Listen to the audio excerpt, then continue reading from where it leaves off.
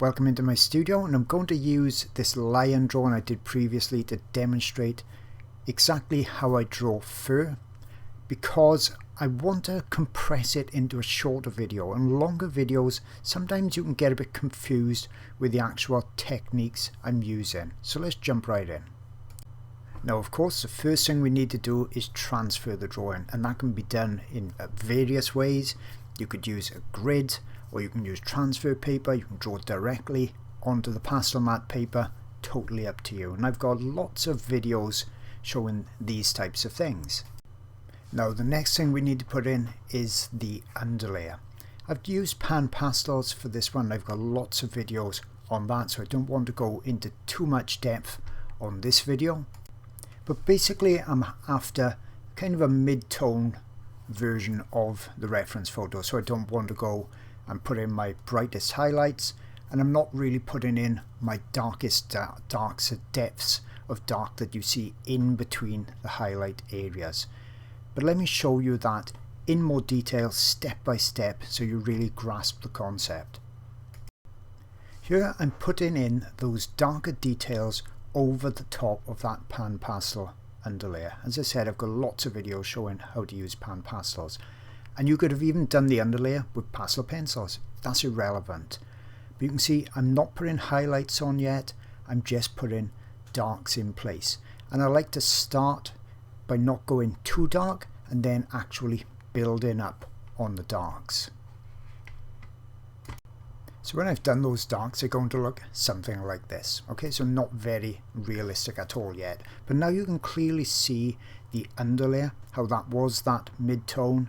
And this texturizing layer, the dark texturizing layer, that's putting the dark areas in between where the highlight hair and fur is going to be. After the dark fur has gone in place, I want to gradually go lighter and lighter. Okay, because that's what we're seeing in nature. The darks are underneath, the highlights almost always are going on top.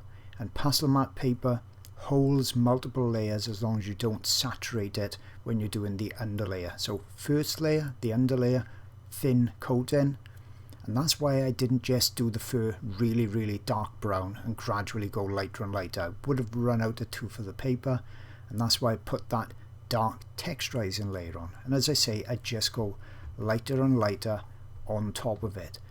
Remember, fur is made up of layers, many multiple layers. We've got to do layers to actually recreate the feeling of depth and texture on a flat surface.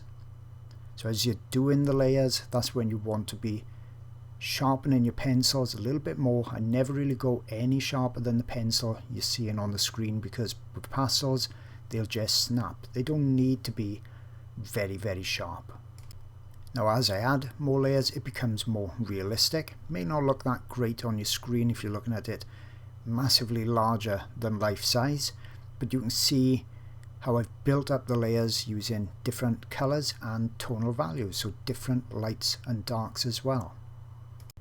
And then of course it's just a case of moving out from that area, and you could start whatever area you want and continuing with the exact same technique. But as you can see, it looks quite realistic as more layers are put on and as more of the drawing is completed.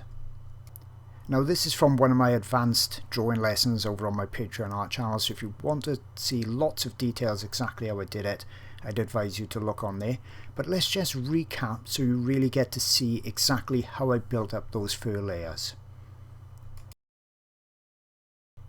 So first thing I did, created the initial drawing. Now as I said, that could have been done with transfer paper or whatever, and I've actually darkened the eyes and the nose so I can see them more easily. Then I went on from there with PanPastels for the underlayer, so mid-tones, no highlights or darks yet. Then I started the texturizing layer. That's where the darks really started to come into place. On top of the darker textures, I gradually added more layers, going lighter and lighter all the time until finally I put on my last brightest highlights. Then it was a case of obviously repeating that type of technique over the whole drawing. Now if you think perhaps you'd like to continue this and perhaps do pastel drawings yourself, I've got a brand new free lesson over on my Patreon art channel. So that's patreon.com/wildlifeart. And if you then click the button that says collections on the top of that page, you will see a giraffe top left hand corner. And that's a completely free lesson. There's no need to join or anything at all. I want you to know and to try out to see if you think you're going to like to do pastel drawings and animals. And if you are, I think I've got some fantastic lessons over on there for you. Hope you've enjoyed this video and perhaps picked up a few tips, and I'll see you on the next video.